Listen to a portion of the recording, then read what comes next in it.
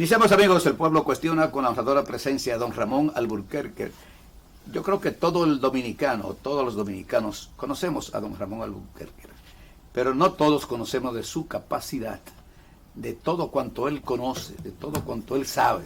Por eso la magnífica idea, no sé si fue de él o fue de don Bienvenido, de quien fuera, crear el programa Los Sabios de la Z, los domingos. Los Sabios en la Z. Los Sabios en la Z, los domingos.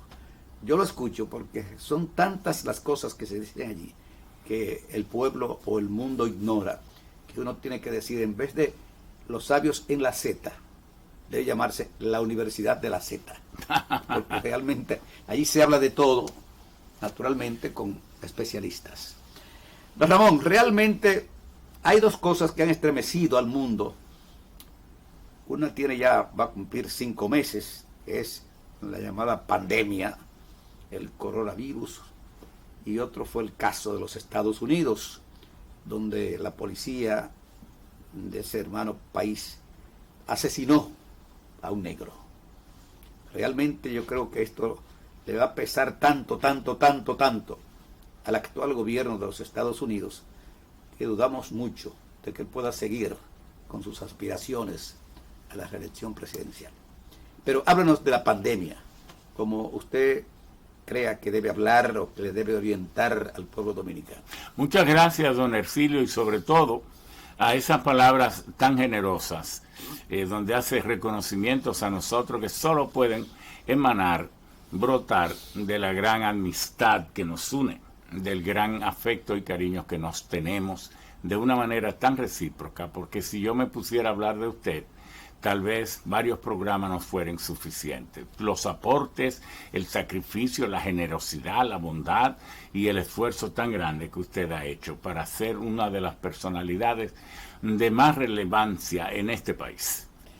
Bueno, sobre la pandemia. Gracias, don Ramón. Bueno, de muy usted, merecido. Me siento honrado. Sí, muy merecido. Pandemias ha tenido la humanidad siempre, pero tal vez sea positivo pasar las manos sobre algo que nunca nos ocupamos de ello. Tal vez pensar qué es el universo. No para encontrarle su origen, porque cada vez que se descubre un telescopio o se instala o se hace más poderoso o se amplía, lo que la ciencia ratifica es que posiblemente el universo no tenga límites, no tenga fin, que sea una cuestión primaria, original, única, y que lo que llamamos el espacio cósmico sea algo prácticamente para las escalas y dimensiones del pensamiento y la cognitividad humana ilimitado. Ahora, sin entrar en nada de eso, los ciclos de reorganización del universo, según se ha dicho, tantas teorías, no solo la teoría de la relatividad de Einstein, sino también la teoría de Hubble y muchos otros más, han planteado que cada 15.000 millones de años, millones de años, hay una reorganización, todo el mundo está en expansión. Tenemos solo 4.800 millones de años que ocurrió el último Big Bang, la última explosión. ¿Cuántos años? 4.800 millones de años, que ocurrió la última de las explosiones que le llaman The Big Bang, la gran explosión. Por tanto, el universo, conforme a la teoría de Einstein, va en expansión de su constante cósmica, que Hubble le hizo modificar a Einstein, que postuló la teoría de la relatividad en el 1905, pero luego en 1919 él tuvo que enmendarla y entonces produjo la teoría general de la relatividad, y luego Hubble le hizo modificar de que faltaba la constante de la expansión, entonces vino lo que se llama la constante cósmica.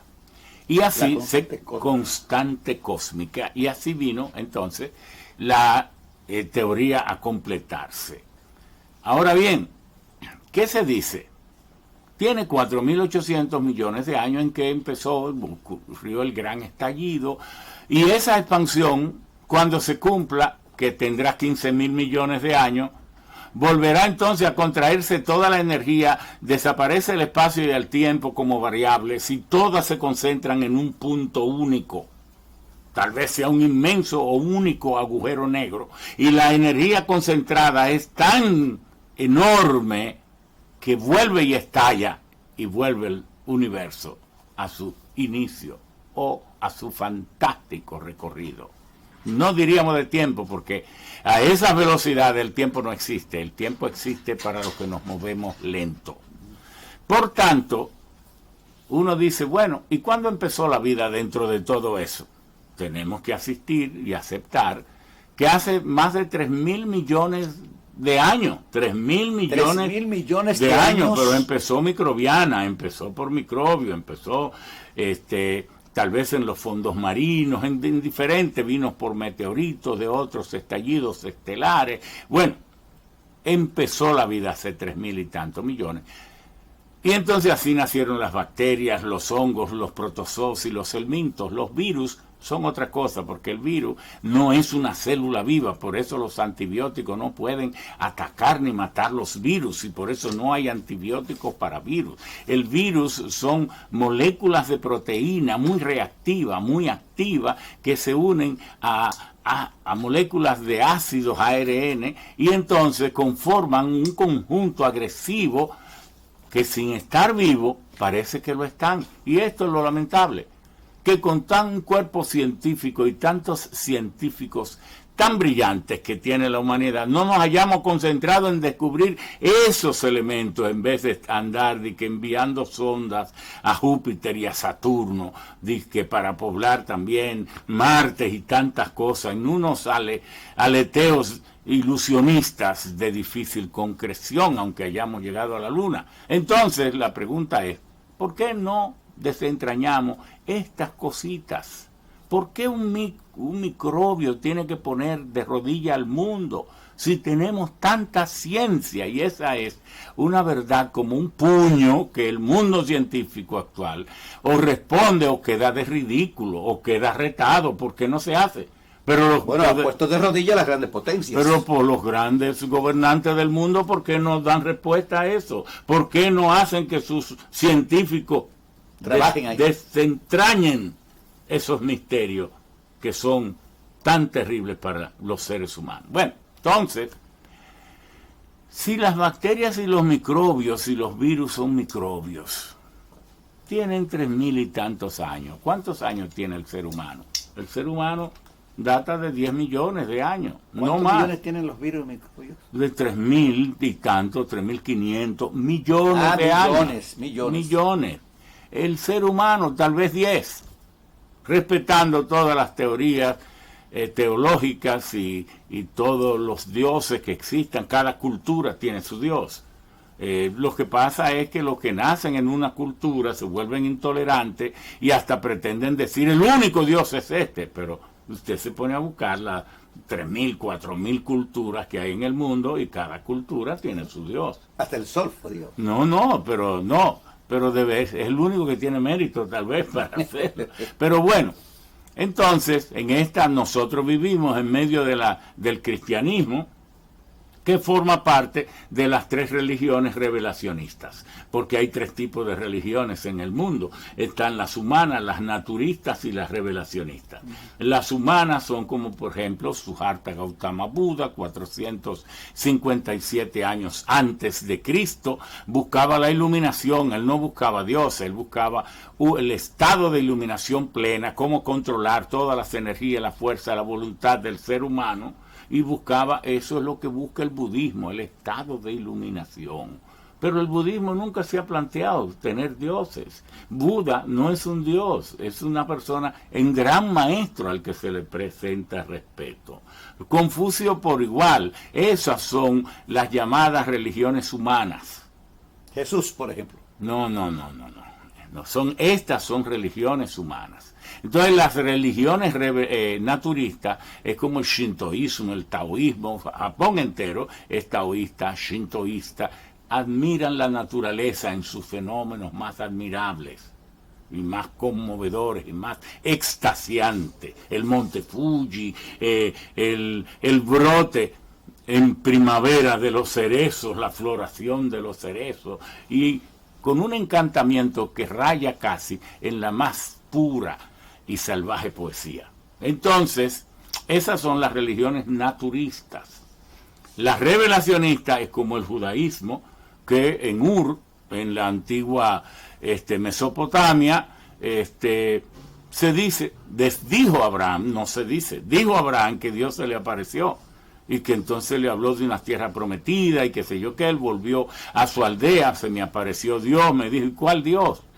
Entonces ahí empieza Dios, el propio Abraham creando un Dios, y ese es el de los judíos, que pasa a ser en cierta forma el mismo de los cristianos, porque los cristianos se montan en otra revelación, que es cuando el arcángel San Gabriel le habla y le dice, Dios te salve María, etcétera, etcétera, y de ahí viene la otra revelación. Cuando anuncia a Cristo, entonces ahí nace el cristianismo, pero luego viene el Islam, que es cuando Mahoma, cruzando, ¿verdad? Él era el jefe de las caravanas en los desiertos del Sahara, y bueno, y ahí están las tres religiones revelacionistas, judaísmo, cristianismo, el Islam.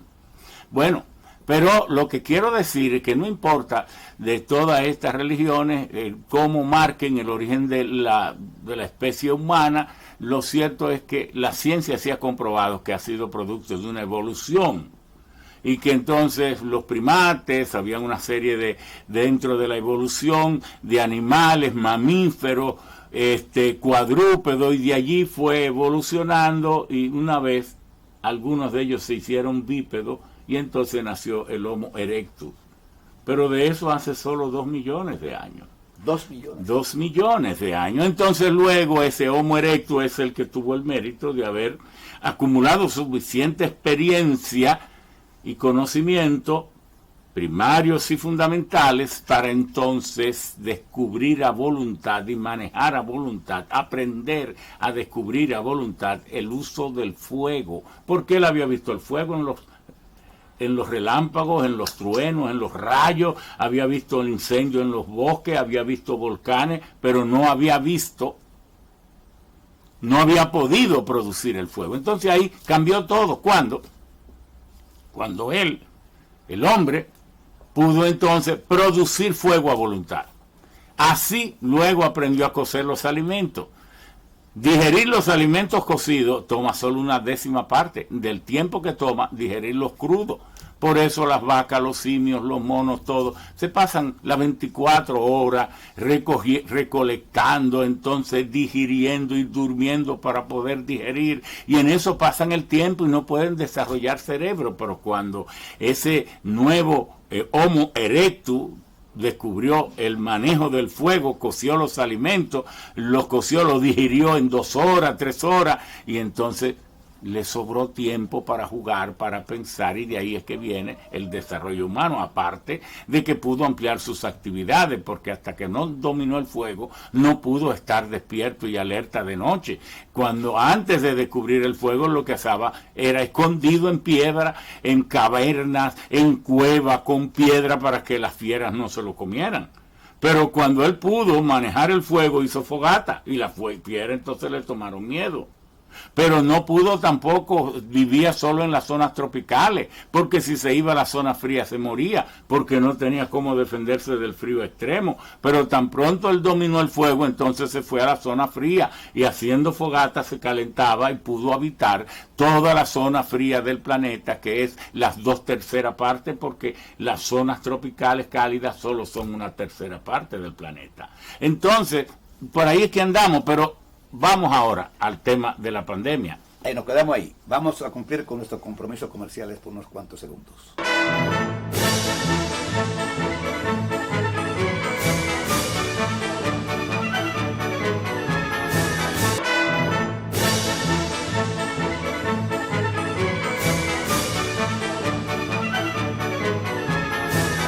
Continuamos, amigos, con El Pueblo Cuestiona, hoy con la honradora presencia de esa gran figura de República Dominicana como lo es don Ramón Alburquerque, nos honramos con su amistad desde que, bueno, desde que era un niño prácticamente.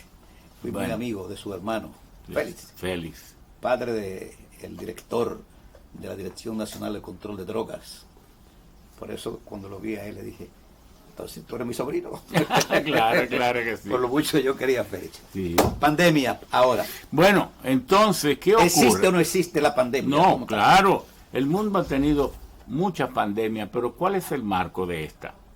Si ya sabemos que los microbios, pudiéramos decir, tienen más de 3.000 millones de años, son eternos. Pero ¿qué tamaño tienen los microbios? Si decimos que tienen entre 30 y 80 micras, una micra es una millonésima de metro.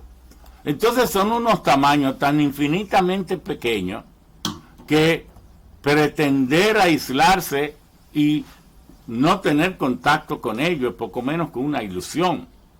Pero ¿a qué llamamos microbio? O a las bacterias, los virus, los hongos, los protozoos y los helmintos. ¿Qué son los helmintos? Unos gusanitos microscópicos que a veces se le mete a la gente, y hay muchas personas que son dementes y que ustedes ven y es que tienen el cerebro lleno de helmintos y de estas cuestiones. Entonces, ¿qué ocurre?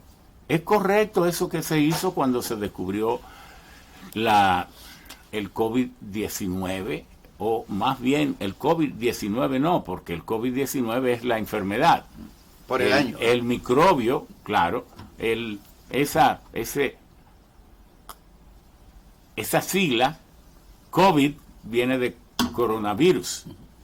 Y la COVID, viene de disease, que disease en inglés es enfermedad. Entonces, enfermedad de un virus llamado coronavirus. Y entonces, un guioncito y el año en que se reconoció. Ahora, ¿surgió el coronavirus ahora? Pero por Dios, no. Stanford, la Universidad de Stanford y American Scientific han publicado lo que se llama Medical Archaeology, la arqueología médica, y dentro de sus tantas publicaciones nos dan cuenta que 3.300 años antes de Cristo existió el coronavirus Delta, el 3.000 años, luego 3.000 años más cerca a nosotros, en el año 3.000, tuvimos el beta coronavirus. 2.000 años luego tuvimos el gamma coronavirus. Y apenas 1.400 años antes de Cristo, el alfa coronavirus. Pero ¿cuándo fue que el coronavirus siempre ha existido en animales? Siempre. ¿Cuándo es que existe en los seres humanos? A partir de 1896, cuando un coronavirus bovino se hizo una mutación o apareció, certificado en los laboratorios Pasteur y otros laboratorios en Francia y Europa, en los seres humanos. Entonces luego en el 1960 que se vuelve a aparecer en las formas como está apareciendo. Y en el 2002 apareció el coronavirus SARS-2 y luego el coronavirus MERS-10 y en fin hasta llegar al coronavirus SARS-CoV-2, que es el mismo de 2002, pero que tiene una variante de producir este debilitamiento en los sistemas respiratorios del ser humano. La última pandemia que se conocía así fue la de 1918. 1918, esa se le llamó la gripe española como una ironía, porque España no estaba alineada con ninguno de los flancos o bandos en guerra en la Primera Guerra Mundial. Entonces España era la única que siempre ha tenido una buena medicina y una buena microbiología por Ramón y Cajal y muchos otros científicos muy buenos europeos, de españoles desde los 1700. España siempre ha sido muy buena en esto. Entonces España daba información de que la pandemia estaba matando más gente, H1N1 eran por cierto, mataba más gente que la guerra, pero los países en guerra no querían nada más que hablar de sus guerras. Entonces, como ironía, le pusieron la gripe española. Aquí gobernaban ya los gringos, que habían invadido en el 16, y el 12 de diciembre de 1918 sacó la gobernación Knight, que era el gobernador entonces, el coronel, sacó una circular de alerta diciendo a los ayuntamientos del país que los alcaldes tenían organizado una celebración el domingo, que era domingo, para festejar el fin de la Primera Guerra Mundial. No hagan esa celebración, que hay un virus que puede multiplicarse. Ese virus no mataba a las personas de edad, sino a las personas jóvenes, de 23 años hacia abajo. Ahí fue. El de ahora le da duro a los demás. A los demás se da, porque el de ahora es un potenciador de los que tienen ya complicaciones de salud muy avanzada. El 80 y tanto por ciento de los que han muerto por cuestiones de una diabetes mellitus muy avanzada, muy complicada, cuestiones cardiovasculares, respiratorias, gente que a lo mejor iban a morir de toda manera, un poquito después o un poquito más allá, pero iban a morir. Entonces, bueno, el director de la OMS, Organización Mundial de la Salud, que es parte de las Naciones Unidas, como lo es la Organización Mundial del Comercio, como lo es de las Naciones Unidas, the World Bank of Development and Reconstruction, el Banco Mundial, ese que llamamos, se llama Banco Mundial de Reconstrucción y Desarrollo, porque fue creado en Bretton Woods, al norte de Nueva York, cuando se reunieron las Naciones Unidas y los países a crear un sistema monetario y de desarrollo para aliviar los países de la Segunda Guerra Mundial, que fue algo catastrófico. Bueno, entonces, de las Naciones Unidas, el Banco Mundial, el Fondo Monetario, la UNICEF, la UNESCO, la OMC, que es la Organización Mundial del Comercio. Entonces, la OMS está dirigida ahora por un etíope llamado Tedros Adhanom. Tedros Adhanom hace 4 años, en un rebrote de ébola y de otras pandemias en Etiopía, adquirió cierta notoriedad, y entonces muchos países de África dijeron: nunca hemos tenido a un director de la OMS, vamos a ver, y lo nombraron. Incluso el mismo Trump lo apoyó, pero ha sido un fracaso. Y entonces ha cometido un error, esto de querer poner al mundo en cuarentena por una simple pandemia y aterrorizar la humanidad como que esto es la pandemia de las pandemias. Pandemia, en realidad, fue la de la viruela que trajeron los españoles aquí a América, que se dice que la población pudo haberse reducido en un 60%, como murieron todos los aborígenes aquí. El sarampión, que mató, se dice, 300 millones. La peste bubónica o la peste negra, que le llaman la pandemia del Renacimiento, porque mientras esos grandes genios de Miguel Ángel, de Leonardo da Vinci y tantos otros estaban produciendo esas genialidades que han llenado de tesoro la humanidad, la pandemia hacía estragos, de tanto que la población europea era 80 millones y la dejó en 30. En 30 millones, 50 no, lo redujo a lo redujo en 2/3 partes y lo dejó en 1/3 parte. Entonces, pero esa misma pandemia española de 1918, 1919, aquí dice Moyapón que mató más de 2.000 y tantos, pero eso fue lo que mató hasta que redimió, porque se desató el 14 de diciembre de 1918 y vino a ceder como mayo, junio del 1919. Pero esa pandemia no le encontraron vacuna hasta 1952. Por eso es que las cifras varían tanto. Aquí mismo se dice 2.000 y tanto, no había mucha estadística, pero eso fue en su primer embate, pero siguió matando gente. Entonces, por eso que uno lo sitúa en 8, 10.000 aquí, pero a nivel mundial lo sitúa entre 50 y 100 millones. Porque si usted debe incluir, si vamos a hablar de la pandemia, hasta que la pandemia se dio o redimió, que fue en 1952, cuando aparecieron las vacunas. Bueno, entonces, ¿por qué esto de Tedros Adhanom es un error? porque lo correcto sería todas las prevenciones sanitarias que se pudieran hacer. Todas están bien, las mascarillas, está bien lavarse las manos frecuentemente, está bien, bueno, tantas cosas. Pero paralizar, recomendarle a los gobernantes del mundo que paren la producción, y que para parar la diseminación o la expansión del contagio. No, eso no tiene sentido. Por eso ha ocurrido lo que ha ocurrido. Pero llenar al mundo de terror. Esta pandemia ha sido... Oye, esta pandemia ha sido lo más grande como pandemia en el mundo, por los medios de comunicación, por el sistema, las TICs, la tecnología de la información y de las comunicaciones que están en su punto de excelencia, todo eso. Pero es que la gente cree que hemos venido a este mundo a vivir. Unos pocos, lamentablemente, mueren al nacer, pero la mayoría nacemos vivos. Y al nacer vivos creemos que hemos venido a vivir. Y la realidad es que hemos venido a morir, porque si hubiéramos venido a vivir, lo eterno fuera la vida. Y lo eterno es la muerte.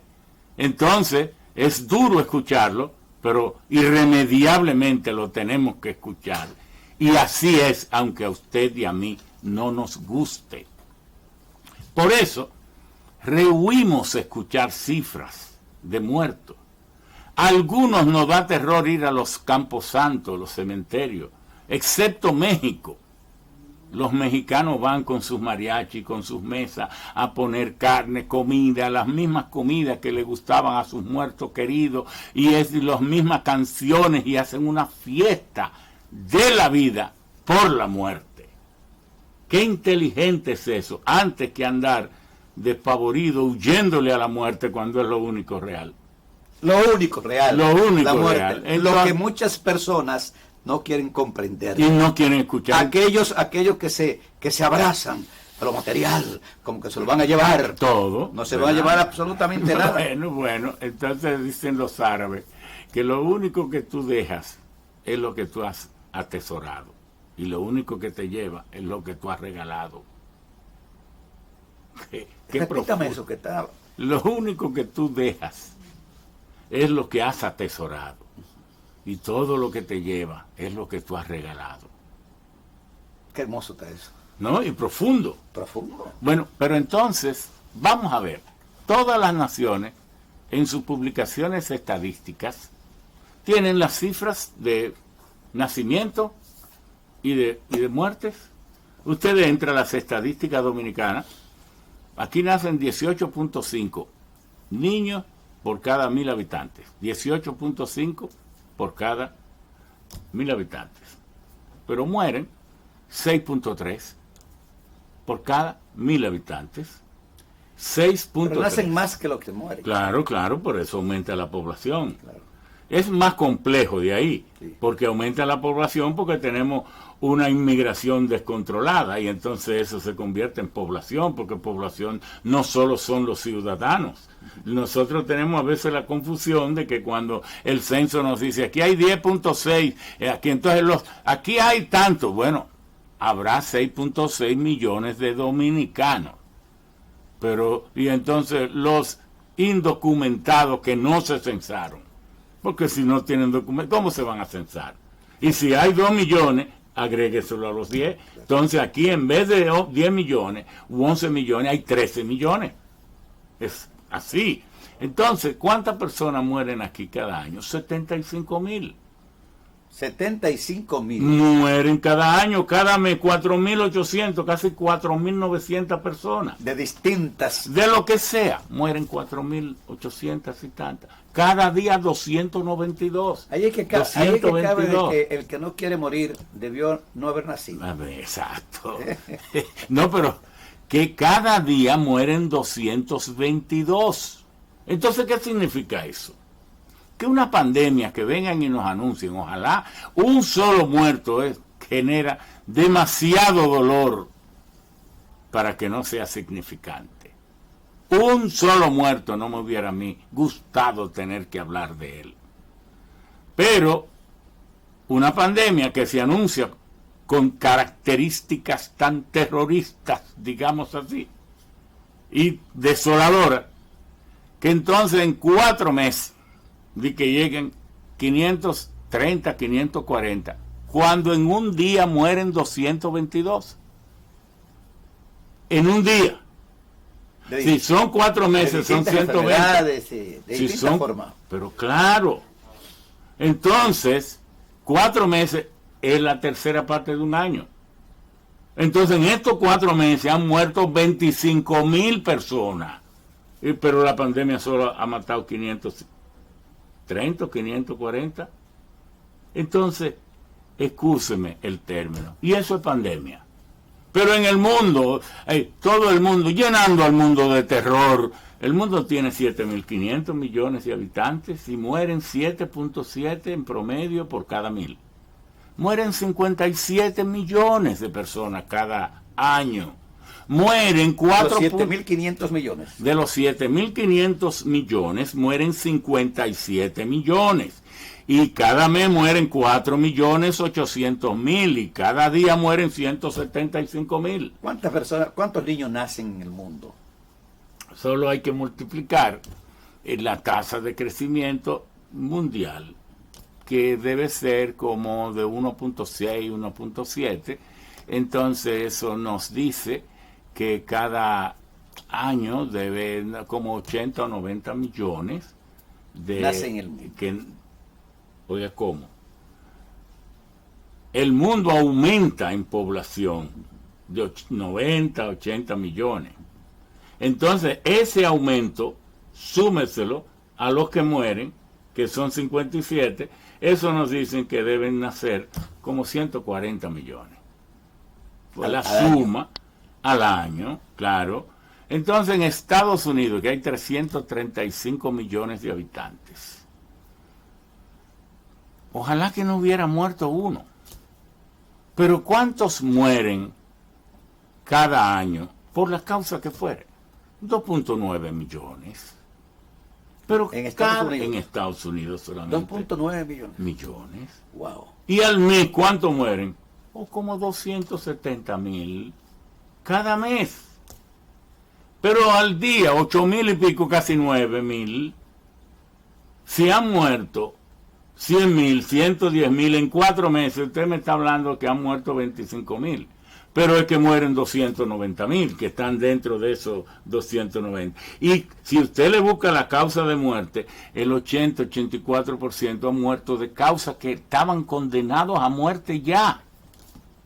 Entonces, cuando usted saque los números limpios, por favor, ¿cómo usted me aterroriza al mundo con esta pandemia? Y hasta paraliza la producción, creando un terror de algo que no es cierto. Las cifras queremos las cifras revelando para cumplir con nuestros compromisos comerciales. Claro. Pausamos.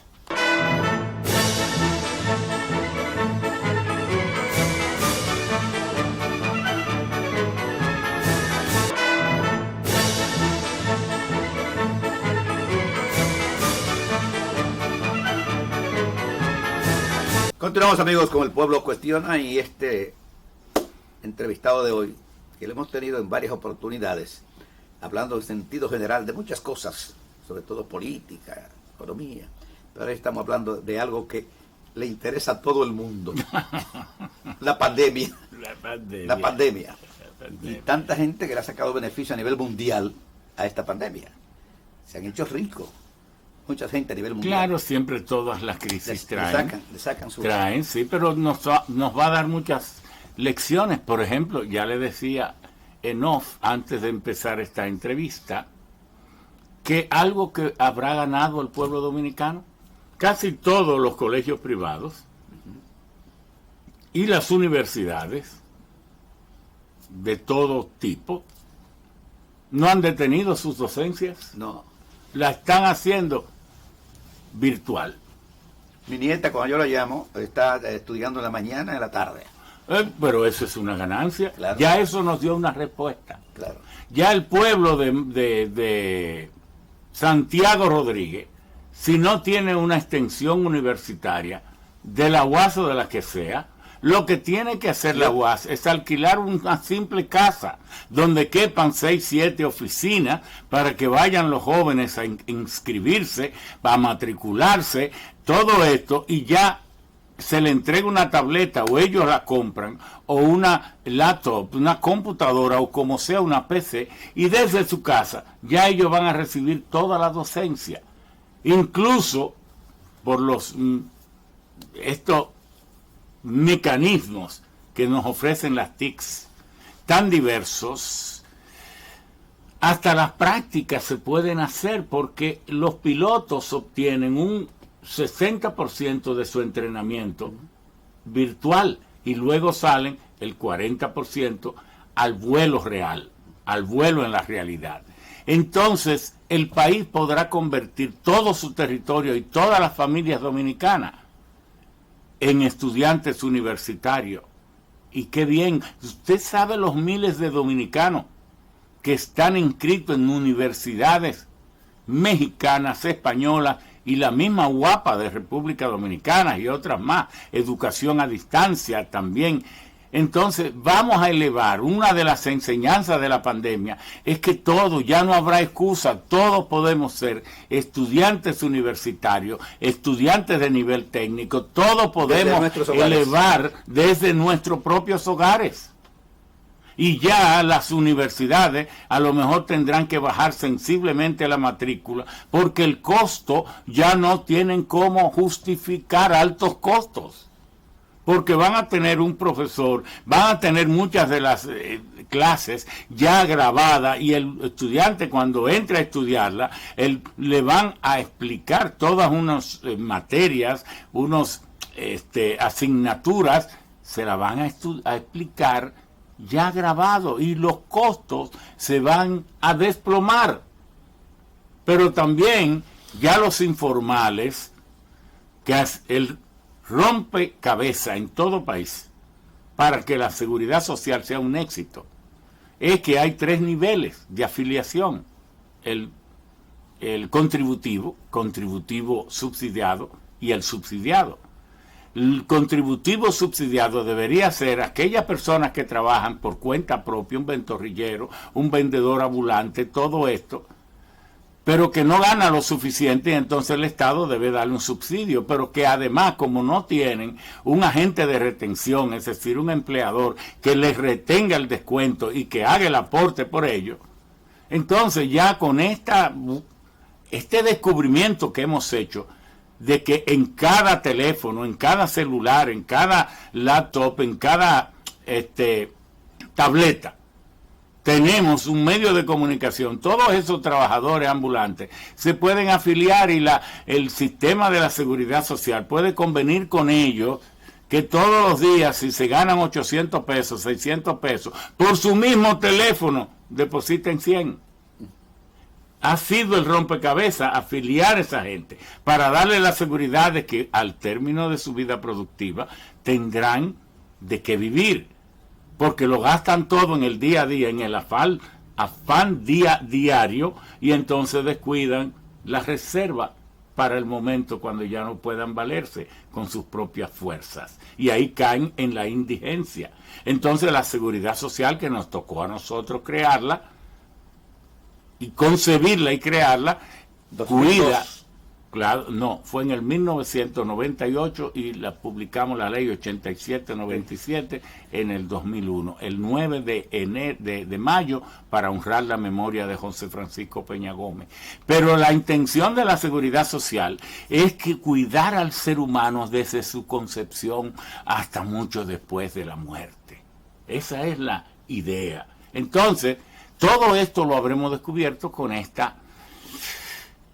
surgimiento del uso forzado de las tecnologías, pero que al descubrirlo nos hemos dado cuenta que hemos descubierto una mina de oro más grande que las de Cotuí. Yo le he aprovechado estas vacaciones, por llamar así, sí, llamando a todo el que conozco, saludando a todo el que conozco, personas de 50 hasta de 60 años que no sabía de ellos.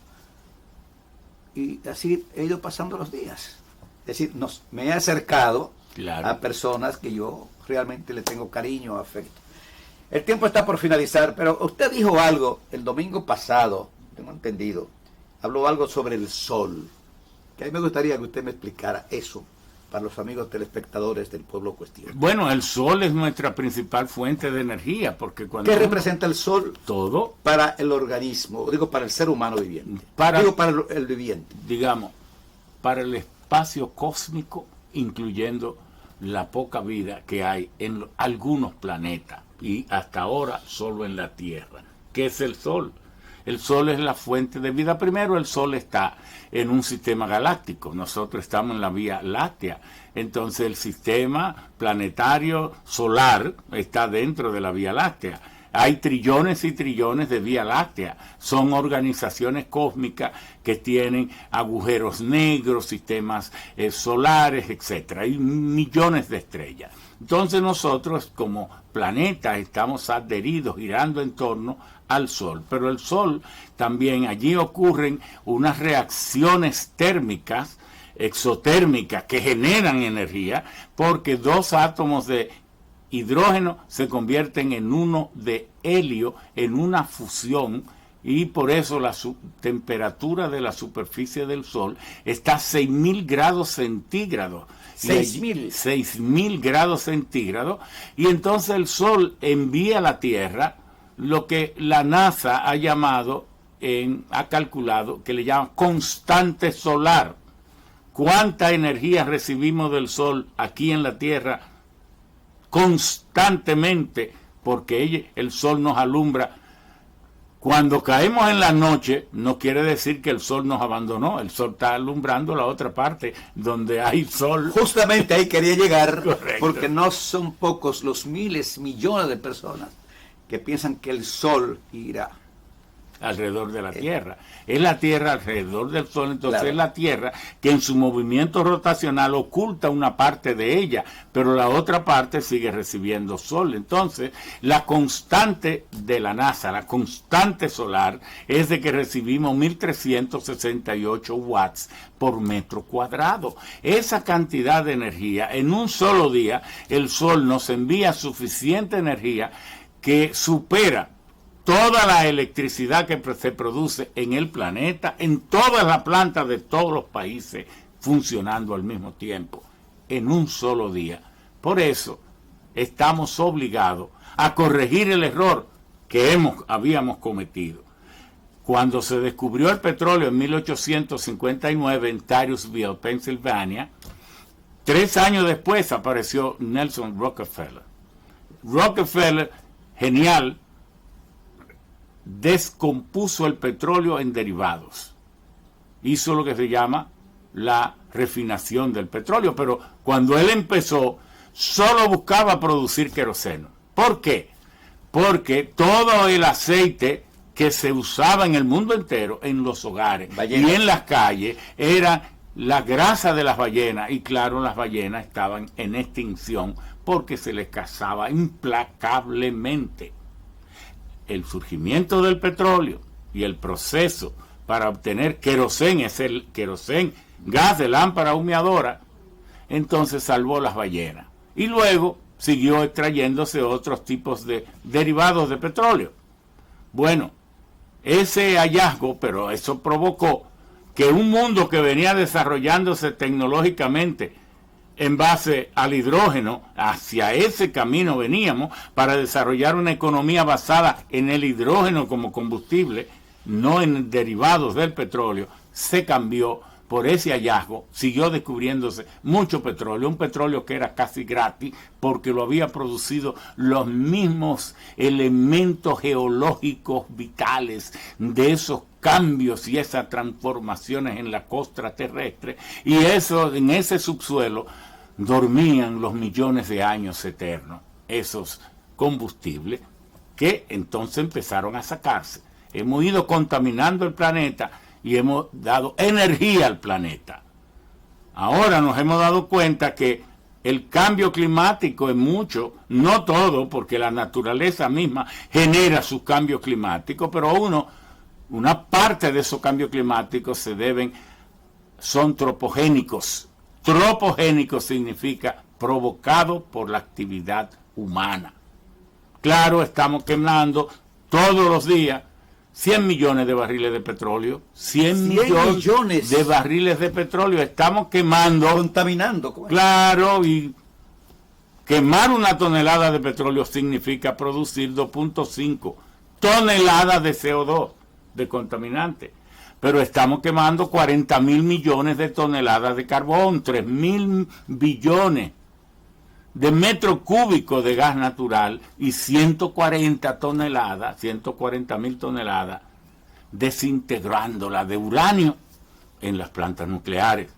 Tanta agresión a la atmósfera tiene sus consecuencias. Y por eso es que ahora estamos obligados a una transición energética, cambiar el uso de combustibles fósiles hacia combustibles renovables, amigables al medio ambiente, para no estar riñendo con nuestro propio hábitat donde vivimos. Y si lo dañamos, habremos matado una pregunta que pocas personas se la han hecho a usted. Propia cuna. Pocas personas se la han hecho a usted. Y yo se la voy a hacer hoy, porque usted el viernes pasado cumplió años. ¿Cuál es su edad? Yo nací en 1949. 49. O sea, tiene 70 años. ¿Verdad que sí? Sí. 70 años aproximadamente. Nosotros fuimos los primeros en decir al país en el año 2001 que usted debía ser presidente de la República. Tiene toda la capacidad para ser presidente de la República. A diferencia de otros que han pasado por la presidencia, que han dejado huellas que no son las más agradables. ¿Aún puede el país esperar de que Ramón Alburquerque algún día sea presidente de la República? Para ser presidente, la gente en este clientelismo y en este canibalismo, hay que entender que la persona debe tener unas reservas de dinero, de patrimonio o de riqueza, sea heredada, sea robada o prestada, como fuera. Si encuentro lo prestado, porque ni me lo he robado ni lo he heredado, quién sabe. Pero en verdad estamos trabajando fuertemente en el PRM. Nuestro candidato es Luis Abinader. Entendemos que es una persona con las condiciones y cualidades. El PRM debe dar muestra de sensatez. Si él es llevado a presidente y lo hace bien, existiendo la posibilidad constitucional de que él pueda aspirar a un nuevo periodo, sería una mezquindad a quien lo haya hecho bien, usted por estar queriendo sobresalir, atravesándose en el medio, si lo ha hecho bien. Si no lo ha hecho bien, entonces cualquier otro debe tener. ¿Qué podía hacer usted? Debe tenerla. Sin embargo, lo más aconsejable es que a la velocidad que va el mundo, lo más importante es ayudar a los pueblos para que todos entremos en la prosperidad.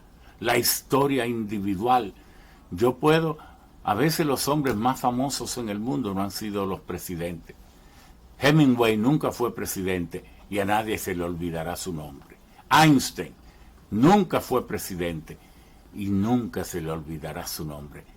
A Peña Gómez, tanto se le opusieron que hasta lo lograron. No fue presidente y nunca se borrará su nombre. Y sobre todo, Cristo lo mataron a los 33 años y es el hombre más recordado en la tierra. Bien, amigos telespectadores de República Dominicana y del exterior, acabaron de escuchar El Pueblo Cuestiona. Para aquellas personas que sintonizaron tarde, pues queremos recordarle que pueden ver este programa a través de nuestro canal de YouTube, El Pueblo Cuestiona 1969.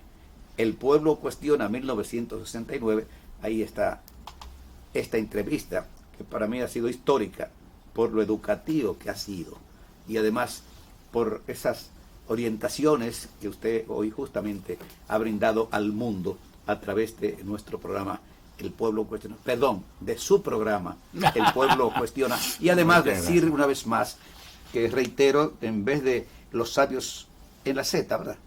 En la Z debe llamarse la Universidad de la Z, sobre todo los domingos. Yo no me pierdo un solo domingo sin escucharlo, porque ahí se dicen todas las cosas, y sobre todo escuchar a don Ramón Alburquerque hablar es escuchar al más elevado, preparado de los catedráticos universitarios del mundo. Gracias. Muchas gracias. Gracias. Muchas gracias. Y lo felicito. Será pues, amigos, hasta la próxima. Ercilio Veloz estuvo con ustedes.